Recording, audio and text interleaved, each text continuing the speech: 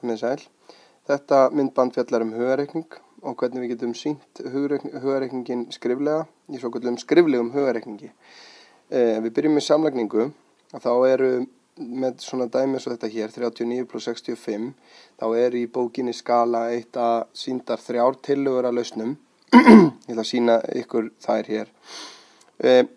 Í fyrsta lagi, ef við skoðum tölurnar hérna, 39, hér vantar 1 upp í heilan tug og hugmyndin hér sem sagt að við tækjum 1 af þessum hérna og bætum þeim við hér. Þannig að þá breytum við einfaldlega dæminu og 40 og þá eftir 64 hinum megin og það einhvern veginn þannig að það auðveldara fyrir okkur að leggja saman tölur þar sem að heill tugur pluss eitthvað annað, að þá við hérna með 40 + 64 sem að í tiltölulega auðveldlega getum við séð að 104.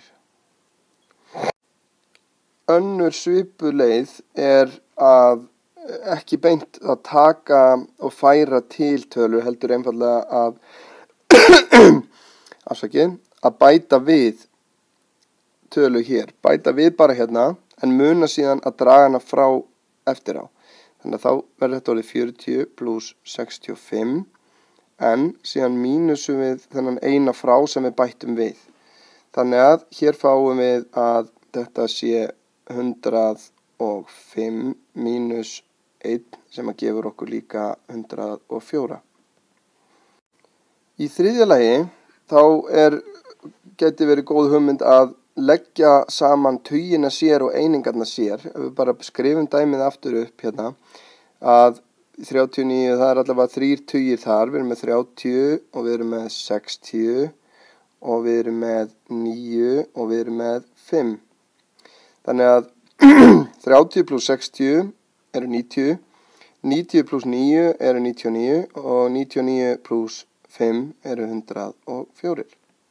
Sniðugt. Þetta ykkur einhverjar fleiri hugmyndir að lausnum. Þá erum við komin í frádrátt og líkt og með samlagningu að þá hentar okkur oft betur að vinna með heila tugi og þannig að ef við byrjum á því að breyta 52 þannig að við fáum 50 með því að mínusa 2 frá hér og ef við mínusum bara 2 frá hér líka að þá breytist í rauninni dæmið ekki neitt, það að segja hlutföllin á milli, þannig að þá verður þetta orðið 50 mínus 27 sem að gefur okkur 23. Þannig að við getum átt við tölurnar þarna til þess að auðvelda okkur að reikna þær í huganum, að þetta snýst náttúrulega hugarreikning. Við getum líka átt við seinni töluna og breytt henni í heilan tug til þess að auðvelda okkur að draga hana frá 52. Hér erum við með mínus 29, þannig að með því að bæta við mínus 1 þá breytist þetta í 30. Þannig að við ætlum að segja 52 mínus 30 en við ætlum síðan, við þurfum að gera ráð fyrir þessum eina hérna, við þurfum að bæta honum við aftur, þar að segja við ætlum að bæta honum við hér. Þannig að 52 mínus 30 eru 22 og 22 + 1 eru 23.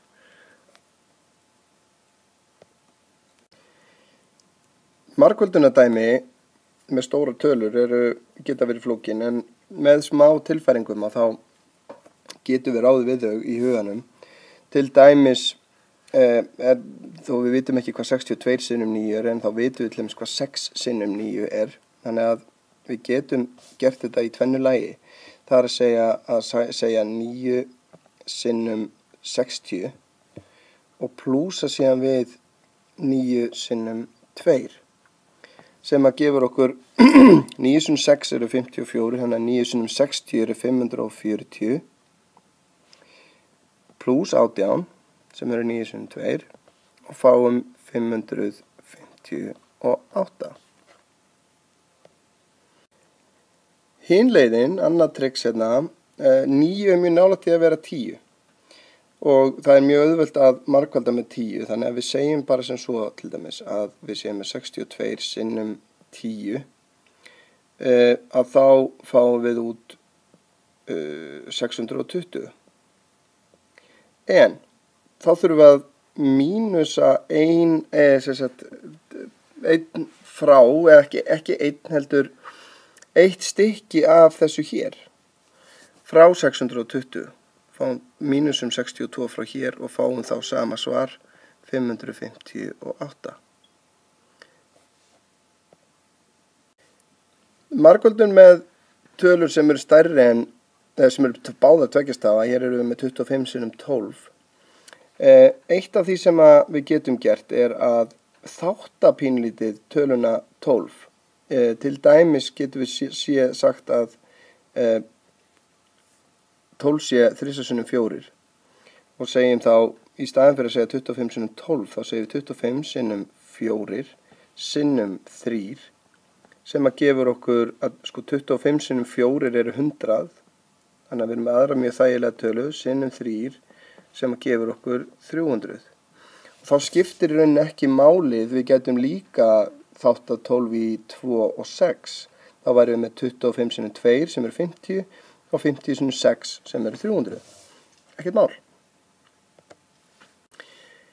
Hin leiðin sem er sýnd í bókinni er að margfalda, að í rauninni splitta þessari tölu upp í annars vegar tug og hins vegar einingar, þannig að, og plúsa saman, þannig að við segjum 25 sinnum 10 sem gefur okkur 250 og plúsum við 2 sinnum 25 sem að gefur okkur 50, þá endum við á sömu niðurstöðu. Kannt þú kannski einhverja lausn í viðbót sem að þú getur notað til þess að reikna svona tölur í huganum? Deilingadæmi eru oftar en ekki erfiðustu dæmin fyrir nemendur, en það líka gerir deiling í rauninni kröfu það að við þekkjum svolítið hvaða tölur ganga upp í aðrar tölur. Hér erum við 165 og deilt með 15.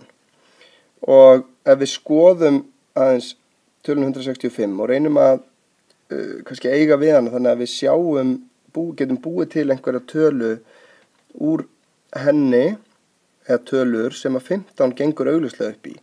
Eins og til dæmis ef við tökum 15 af, að þá fáum við að, það má eiginlega segja að 165 sé það sama og 150 deilt með, pluss 15, sem að hendar mjög vel í þessu tilfelli. Þannig að við gætum gert þetta svona, 150 deilt með 15, sem eru 10, og plúsa við það 15 deilt með 15, sem að eru 1, og fáum út svarið 11.